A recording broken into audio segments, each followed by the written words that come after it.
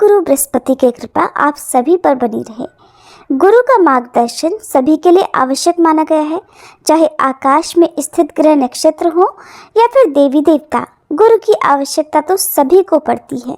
सूर्य, चंद्र, मंगल, बुध, गुरु, शुक्र, शनि, राहु, केतु, इन नवग्रहों में केवल देवगुरु बृहस्पति जी को गुरु का दर्जा प्राप्त है। ज्योतिष शास्त्र के अनुसार पृथ्वी पर गुरु का सम्मान करने से आकाश मार्ग में स्थित बृहस्पति ग्रह आपकी जन्म पत्री में अनुकूल होकर शुभ प्रभाव उत्पन्न करते हैं। और देवगुरु बृहस्पति जी की पूजा बृहस्पतिवार यानी गुरुवार के दिन की जाती है।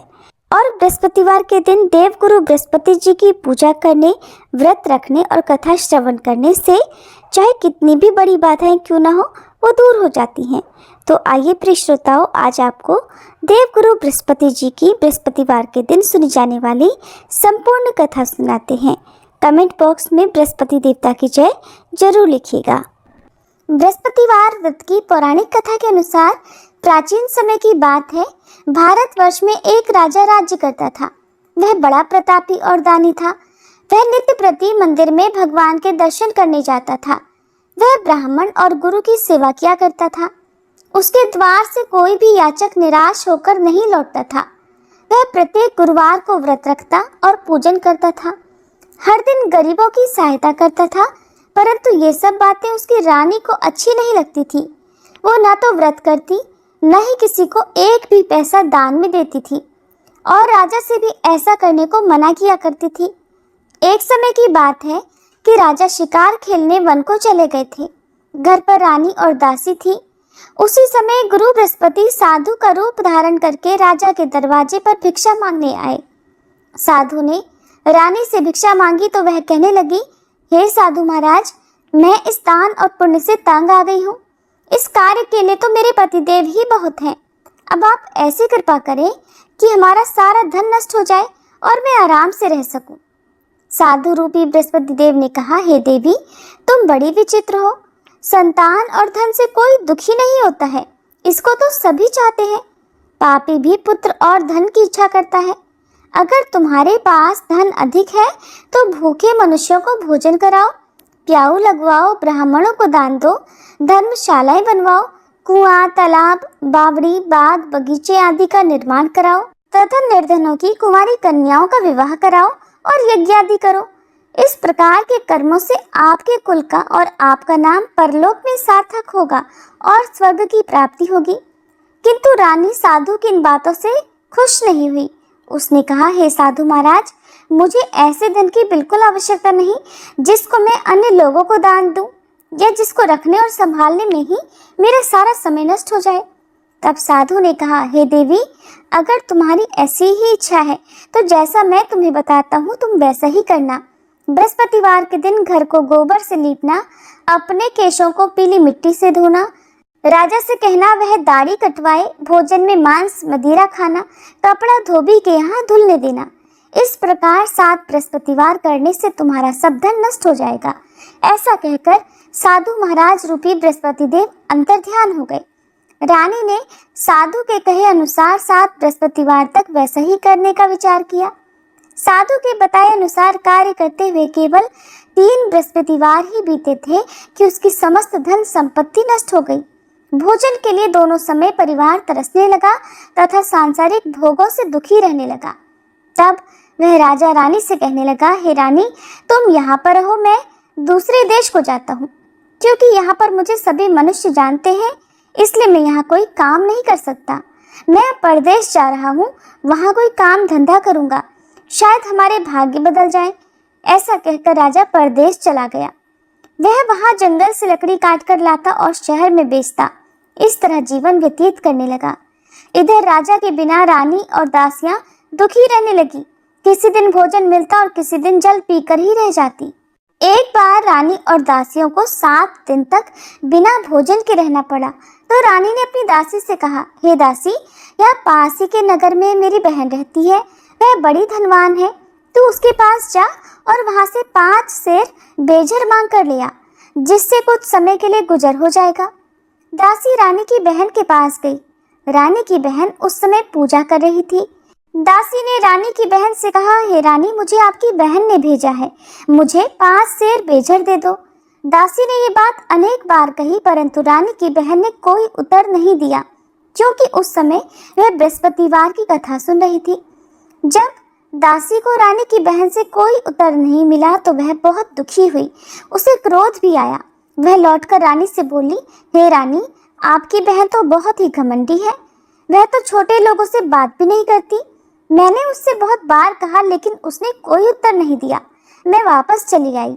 रानी बोली, हे दासी, इसमें उसका कोई दोष नहीं है। जब बुरे दिन आते हैं तब कोई सहारा नहीं देता। अच्छे बुरे का पता विपत्ति में ही लगता है। अब तो जो ईश्वर की इच्छा होगी वही होगा। ये सब हमारे भाग्य का दोष है। उधर रानी की बहन ने सोचा कि मेरी बहन की दासी आई थी, परंतु मैं उससे नहीं बोली, इससे वह बहुत दुखी हुई होगी। अतः कथा सुनकर और विष्णु भगवान का पूजन समाप्त कर वह अपनी बहन के घर आई और कहने लगी, हे बहन, मैं बृहस्पतिवार का व्रत कर रही थी, तुम्हारी दासी हमारे घर गई थी, परंतु जब तक कथा होती है तब तक हम लोग न उठते हैं और न बोलते हैं, इसलिए मैं नहीं बोली। कहो दासी क्यों गई थी? रानी बोली, बहन, हमारे घर अनाज नहीं था।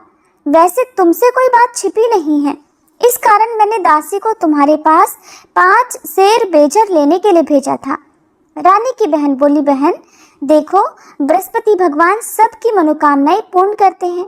देखो, शायद तुम्हारे घर में अनाज रखा हो। ये सुनकर दासी घर के अंदर गई तो वहां उसे एक घड़ा बेजर का मिल गया। उसे बड़ी हैरानी हुई, क्योंकि उसने एक एक बर्तन देख लिया था। उसने बाहर आकर रानी को बताया। दासी अपनी रानी से कहने लगी, हे रानी, देखो, वैसे हमको जब अन्न नहीं मिलता तब हम रोज व्रत ही तो करते हैं। अगर इनसे व्रत की विधि और कथा पूछ ली जाए तो उसे हम भी किया करेंगे। दासी के कहने पर रानी ने अपनी बहन से बृहस्पतिवार व्रत के बारे में पूछा। उसकी बहन ने बताया, हे रानी बहन, बृहस्पतिवार को सूर्योदय से पहले उठकर स्नान करके बृहस्पतिवार का व्रत करना चाहिए, लेकिन उस दिन सिर नहीं धोना चाहिए। बृहस्पतिवार के व्रत में चने की दाल और मुनक्का से विष्णु भगवान का केले के वृक्ष की जड़ में पूजन करें तथा दीपक जलावे। उस दिन एक ही समय भोजन करें।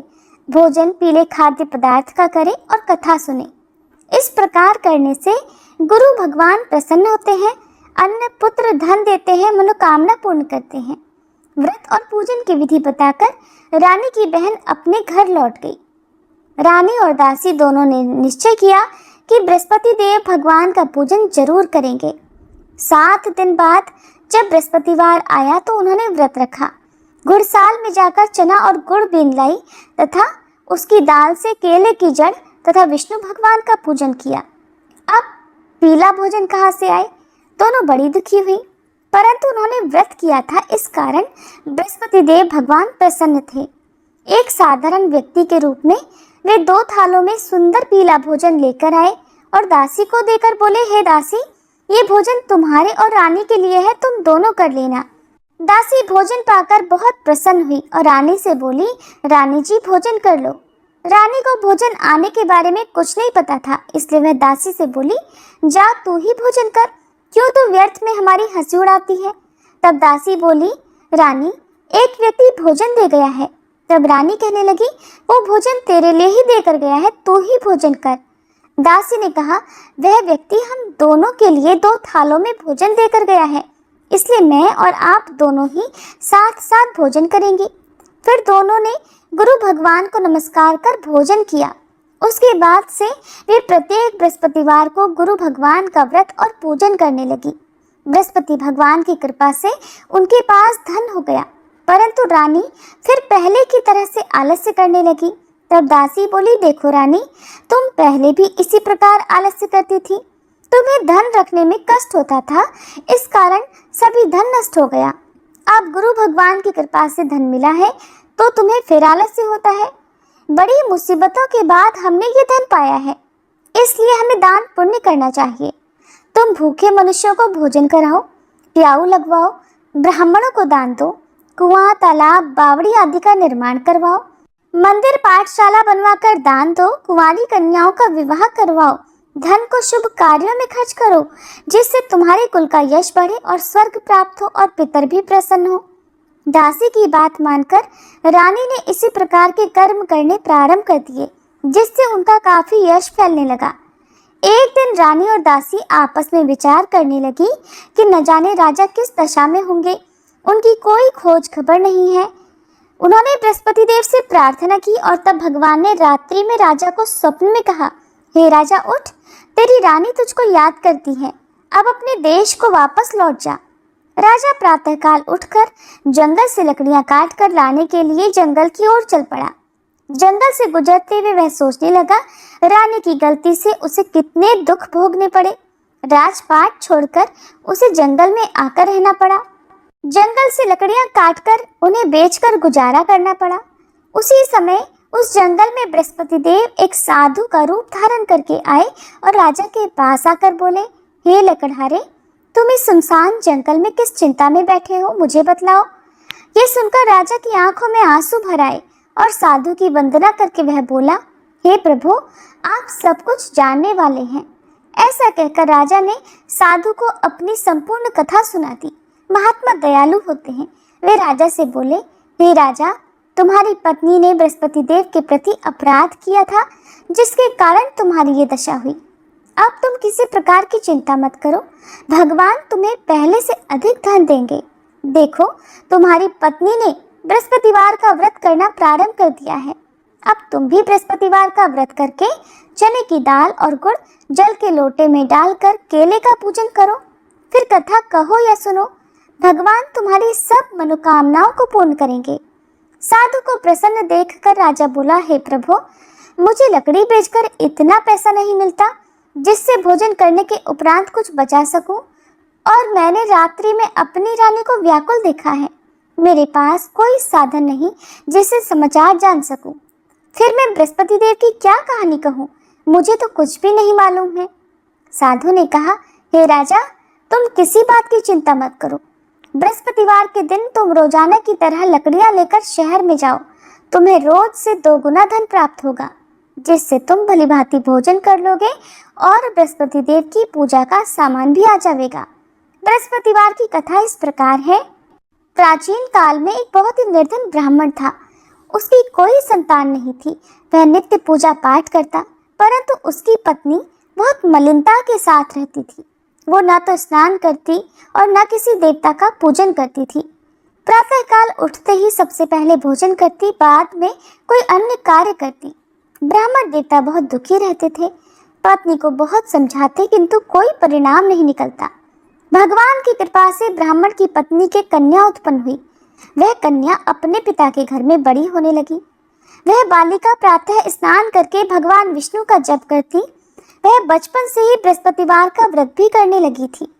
पूजा पाठ समाप्त कर स्कूल जाती तो अपनी मुट्ठी में जौ भरकर ले जाती और पाठशाला जाने के मार्ग में डालती जाती। वही जौ सोने के हो जाते तो लौटते समय उनको बीनकर घर ले आती। एक दिन वह बालिका सूप में उन सोने के जौ को फटक कर साफ कर रही थी। तभी उसकी माँ ने देख लिया और कहने लगी, हे बेटी, सोने के जौ को फटकने के लिए सोने का सूप होना चाहिए। दूसरे दिन गुरुवार था। उस कन्या ने व्रत रखा और बृहस्पति देव से प्रार्थना करके कहा, हे प्रभु, यदि मैंने सच्चे मन से आपकी पूजा की हो तो मुझे सोने का सूप दे दो। बृहस्पति देव ने उसकी प्रार्थना स्वीकार कर ली। रोजाना की तरह वह कन्या जौ फैलाती हुई पाठशाला चली गई। पाठशाला से लौटकर जब वह जौ बीन रही थी तो बृहस्पति देव की कृपा से उसे सोने का सूप मिला।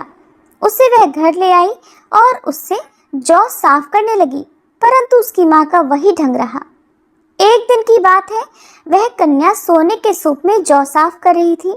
उस समय उस नगर का राजकुमार वहां से होकर निकला। इस कन्या के रूप और सोने के सूप में जौ को साफ करते देखकर वह उस कन्या पर मोहित हो गया। राजमहल आकर वह भोजन तथा जल त्याग कर उदास होकर लेट गया। राजा को जब राजकुमार द्वारा अन्न जल त्यागने का समाचार मिला तो अपने मंत्रियों के साथ वह अपने पुत्र के पास आया और बोले, हे बेटा, तुम्हें किस बात का कष्ट है? किसी ने अपमान किया है अथवा कोई और कारण है? मुझे बताओ, मैं वही करूँगा जिससे तुम्हें प्रसन्नता हो। तब राजकुमार ने अपने पिता की बातें सुनी और बोला, मुझे आपकी कृपा से किसी बात का दुख नहीं है, किसी ने मेरा अपमान नहीं किया है, परंतु मैं उस लड़की के साथ विवाह करना चाहता हूँ जो सोने के सूप में जौ साफ कर रही थी। ये सुनकर राजा आश्चर्य में पड़ गया और बोला, हे बेटा, इस तरह की कन्या का पता तुम ही लगाओ, मैं उसके साथ तुम्हारा विवाह अवश्य ही करवा दूंगा। राजकुमार ने राजा को उस लड़की के घर का पता बतलाया। मंत्री उस लड़की के घर गया और राजा का आदेश ब्राह्मण को सुनाया। कुछ ही दिन बाद ब्राह्मण की कन्या का विवाह राजकुमार के साथ संपन्न हो गया। कन्या के घर से जाते ही उस ब्राह्मण देवता के घर में पहले की तरह गरीबी का वास हो गया। अब भोजन के लिए भी अन्न बड़ी मुश्किल से मिलता था। एक दिन दुखी होकर ब्राह्मण अपनी पुत्री से मिलने गया। बेटी ने पिता की दुखी अवस्था को देखा और अपनी माँ का समाचार पूछा। ब्राह्मण देवता ने सभी हाल कह सुनाया। तब कन्या ने बहुत सारा धन देकर अपने पिता को विदा कर दिया। इस तरह ब्राह्मण का कुछ समय सुखपूर्वक बीता, लेकिन कुछ दिन बाद फिर वही हाल हो गया। ब्राह्मण फिर अपनी कन्या के यहाँ गया और सभी हाल कहा तो पुत्री कहने लगी, हे पिताजी, आप माताजी को यहाँ लिवा लाओ, मैं उन्हें वह विधि बता दूंगी जिससे गरीबी दूर हो जाए। अब ब्राह्मण देवता अपनी पत्नी को साथ लेकर अपनी पुत्री के पास राजमहल में पहुंचे तो पुत्री अपनी माँ को समझाने लगी, हे माँ, तुम प्रातःकाल उठकर प्रथम स्नान आदि करके विष्णु भगवान का पूजन करो तो सब दरिद्रता दूर हो जाएगी। परंतु उसकी माँ ने उसकी एक बात नहीं मानी। वह प्रातःकाल उठकर अपनी पुत्री का बचा जूठन खा लेती थी। एक दिन उसकी पुत्री को बहुत गुस्सा आया। उसने एक रात कोठरी से सारा सामान निकाल दिया और उसमें अपनी माँ को बंद कर दिया। प्रातः उसमें से निकाला और स्नान आदि करा के पूजा पाठ करवाया तो उसकी माँ की बुद्धि ठीक हो गई। इसके बाद वह नियम से पूजा पाठ करती और प्रत्येक बृहस्पतिवार को व्रत करने लगी।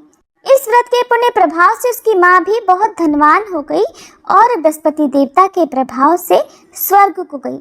वह ब्राह्मण भी सुखपूर्वक इस लोक का सुख भोगकर स्वर्ग को प्राप्त हुए। इस तरह कहानी कहकर साधु महाराज वहां से लोप हो गए। धीरे धीरे समय बीतने पर फिर बृहस्पतिवार का दिन आया। राजा जंगल से लकड़ी काटकर किसी शहर में बेचने गए। उसे उस दिन और दिनों से अधिक धन मिला। राजा ने चना, गुड़ आदि लाकर बृहस्पतिवार का व्रत किया। उस दिन से उसके सभी क्लेश दूर हुए। परंतु जब अगला गुरुवार का दिन आया तो वह बृहस्पतिवार का व्रत करना भूल गया। इस कारण बृहस्पति भगवान नाराज हो गए। उस दिन उस नगर के राजा ने विशाल यज्ञ का आयोजन किया तथा अपने समस्त राज्य में घोषणा करवा दी कि कोई भी मनुष्य अपने घर में भोजन ना बनाए और आग भी न जलाए। समस्त जनता मेरे यहाँ भोजन करने आए। इस आज्ञा को जो न मानेगा उसको फांसी की सजा दी जाएगी। राजा की आज्ञा अनुसार राज्य के सभी निवासी राजा के भोज में सम्मिलित हुए, लेकिन लकड़हारा कुछ देर से पहुंचा, इसलिए राजा उसको अपने साथ महल में ले गए। जब राजा लकड़हारे को भोजन करा रहे थे तो रानी की दृष्टि उस खूंटी पर पड़ी जिस पर उसका हार लटका हुआ था। उसे हार खूंटी पर लटका दिखाई नहीं दिया। रानी को निश्चय हो गया कि मेरा हार उस लकड़हारे ने चुरा लिया है। उसी समय सैनिक बुलवाकर उसको कैद खाने में डलवा दिया। जब लकड़हारा कारागार में पड़ गया तो बहुत दुखी होकर विचार करने लगा कि न जाने कौन से पूर्व जन्म के कर्म से मुझे ये दुख प्राप्त हुआ है, और उसी साधु को याद करने लगा जो जंगल में मिला था। तत्काल बृहस्पति देव साधु के रूप में प्रकट हो गए और उसकी दशा को देखकर कहने लगे, अरे मूर्ख, तूने बृहस्पति देवता की कथा नहीं की, इस कारण तुझे दुख प्राप्त हुआ है। अब चिंता मत कर, बृहस्पतिवार के दिन कारागार के दरवाजे पर 4 पैसे पड़े मिलेंगे। उनसे तू बृहस्पति देव की पूजा करना तो तेरे सभी कष्ट दूर हो जाएंगे। अगले बृहस्पतिवार उसे कारागार के द्वार पर 4 पैसे पड़े मिले। राजा ने पूजा का सामान मंगवाकर कथा कही और प्रसाद बांटा। उसी रात्रि को बृहस्पति देव ने उस नगर के राजा को स्वप्न में कहा, हे राजा, तूने जिस आदमी को कारागार में बंद करा दिया है वह निर्दोष है, वह राजा है, उसे छोड़ देना। रानी का हार उसी खूंटी पर लटका हुआ है। अगर तू ऐसा नहीं करेगा तो मैं तेरे राज्य को नष्ट कर दूंगा। राजा प्रातःकाल उठा और खूंटी पर हार टंगा देखकर लकड़हारे को बुलाकर क्षमा मांगी तथा राजा के योग्य सुंदर वस्त्र आभूषण भेंट कर उसे विदा किया। गुरुदेव की आज्ञा अनुसार राजा अब अपने नगर को चल दिया। राजा जब नगर के निकट पहुंचा तो उसे बड़ा ही आश्चर्य हुआ। नगर में पहले से अधिक बाग, तालाब और कुएं तथा बहुत सी धर्मशाला, मंदिर आदि बने हुए हैं। राजा ने पूछा कि ये किसका बाग और धर्मशाला है। तब नगर के सब लोग कहने लगे, ये सब रानी और दासी द्वारा बनवाए गए हैं। राजा को आश्चर्य हुआ और गुस्सा भी आया। जब रानी ने खबर सुनी कि राजा आ रहे हैं तो उसने अपनी दासी से कहा, हे दासी, देख, राजा हमको कितनी बुरी हालत में छोड़ गए थे। वह हमारी ऐसी हालत देखकर लौट ना जाए, इसलिए तो दरवाजे पर खड़ी हो जा। रानी की आज्ञा अनुसार दासी दरवाजे पर खड़ी हो गई। जब राजा आए तो उन्हें अपने साथ महल में लिवा लाई। तब राजा ने क्रोध करके अपनी तलवार निकाली और पूछने लगा, बताओ, ये धन तुम्हें कैसे प्राप्त हुआ है। तब रानी ने बताया, हमें ये सब धन बृहस्पति देव के व्रत के प्रभाव से प्राप्त हुआ है। राजा ने तब निश्चय किया कि 7 रोज बाद तो सभी बृहस्पति देव का पूजन करते हैं, परंतु मैं रोजाना दिन में 3 बार कथा कहा करूंगा तथा रोज व्रत किया करूंगा। अब हर समय राजा के दुपट्टे में चने की दाल बंधी रहती तथा दिन में 3 बार वह कथा कहता। एक दिन राजा ने विचार किया कि चलो अपनी बहन के यहाँ आवे। इस तरह का निश्चय कर राजा घोड़े पर सवार होकर अपनी बहन के यहाँ चल पड़ा। रास्ते में उसने देखा कि कुछ आदमी एक मुर्दे को लिए जा रहे हैं। उन्हें रोक कर राजा कहने लगा, अरे भाइयों, मेरी बृहस्पतिवार की कथा सुन लो। वे बोले, लो, हमारा तो आदमी मर गया है, इसको अपनी कथा की पड़ी है। परंतु कुछ आदमी बोले, अच्छा कहो, हम तुम्हारी कथा भी सुनेंगे। राजा ने दाल निकाली और कथा कहनी शुरू कर दी। जब कथा आधी हुई तो वह मुर्दा हिलने लगा और जब कथा समाप्त हुई तो राम राम करके वह मनुष्य खड़ा हो गया। राजा आगे बढ़ा, उसे चलते चलते शाम हो गई। आगे मार्ग में उसे किसान खेत में हल चलाता मिला। राजा उससे बोला, अरे भैया, तुम मेरी बृहस्पतिवार की कथा सुन लो। किसान बोला, जब तक मैं तेरी कथा सुनूंगा तब तक 4 हरैया जोत लूंगा। जा, अपनी कथा किसी और को सुनाना। राजा आगे चलने लगा।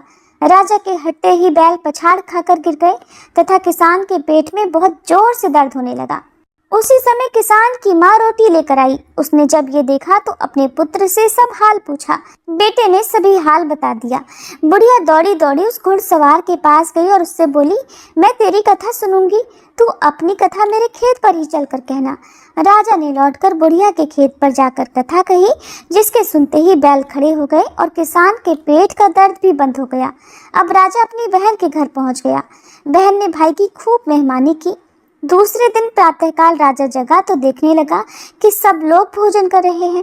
राजा ने अपनी बहन से पूछा कि ऐसा कोई मनुष्य है जिसने भोजन ना किया हो, जो मेरी बृहस्पतिवार की कथा सुन ले। तो बहन बोली, हे भैया, ये देश ऐसा ही है। पहले यहाँ के लोग भोजन करते हैं, बाद में अन्य कोई काम करते हैं। अगर पड़ोस में कोई हो तो देख कर आती हूँ। ऐसा कहकर बहन देखने चली, परंतु उसे कोई भी ऐसा व्यक्ति नहीं मिला जिसने भोजन नहीं किया हो। फिर वह एक कुम्हार के घर गई जिसका लड़का बीमार था। उसे पता चला कि उसके यहाँ 3 दिन से किसी ने भोजन नहीं किया है।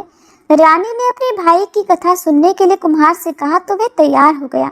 तब राजा ने जाकर बृहस्पतिवार की कथा कही, जिसको सुनकर उसका लड़का ठीक हो गया। अब तो राजा की प्रशंसा होने लगी। एक दिन राजा ने अपनी बहन से कहा, हे बहन, अब मैं अपने घर जाऊंगा, तुम भी तैयार हो जाओ। राजा की बहन ने अपनी सास से अपने भाई के साथ जाने की आज्ञा मांगी तो सास बोली, चली जा, परंतु अपने लड़कों को मत ले जाना, क्योंकि तेरे भाई की कोई संतान नहीं होती है। बहन ने अपने भाई से कहा, हे भैया, मैं तो चलूंगी, परंतु कोई बालक नहीं जाएगा। राजा ने कहा, जब कोई बालक नहीं चलेगा तब तुम भी जाकर क्या करोगी। फिर दुखी मन से राजा अपने नगर को लौट आया। राजा ने अपनी रानी से कहा, हम निसंतान हैं, इसलिए हमारे घर आना कोई पसंद नहीं करता, हम निर्वंशी राजा हैं। ऐसा कहकर वह बिना भोजन आदि किए शैया पर लेट गया। रानी बोली, हे प्रभु, बृहस्पति देव ने हमें सब कुछ दिया है, वे हमें संतान भी अवश्य देंगे। उसी रात बृहस्पति देव ने राजा को स्वप्न में कहा, हे राजा, उठ, सभी सोच त्याग दे, तेरी रानी गर्भ से है। राजा को ये जानकर बड़ी प्रसन्नता हुई। 9वें महीने रानी के गर्भ से एक सुंदर पुत्र पैदा हुआ। जब राजा की बहन ने ये शुभ समाचार सुना तो वह बहुत खुश हुई तथा बधाई लेकर अपने भाई के यहाँ आई। तभी रानी ने कहा, घोड़ा चढ़कर तो नहीं आई, गधा चढ़ी आई। राजा की बहन बोली, भाई, मैं इस प्रकार न कहती तो तुम्हें संतान कैसे मिलती। बृहस्पति देव ऐसे ही हैं जिसके मन में जो कामनाएं रहती हैं सभी को पूर्ण करते हैं। जो सद्भावना पूर्वक बृहस्पतिवार का व्रत करता है और कथा पढ़ता है अथवा सुनता है, दूसरों को सुनाता है, बृहस्पति देव उसकी सभी मनोकामनाएं पूर्ण करते हैं। बृहस्पति देव उनकी सदैव रक्षा करते हैं। जो संसार में सद्भावना और सच्चे मन से बृहस्पति देव का पूजन करते हैं, उनकी सभी मनोकामनाएं उसी प्रकार पूर्ण होती हैं जैसे रानी और राजा ने बृहस्पति देव की कथा का गुणगान किया, उनकी सभी इच्छाएं बृहस्पति देव ने पूर्ण की। मनुष्य को हृदय से उनका मनन करते हुए जयकार करनी चाहिए। प्रेम से बोलिए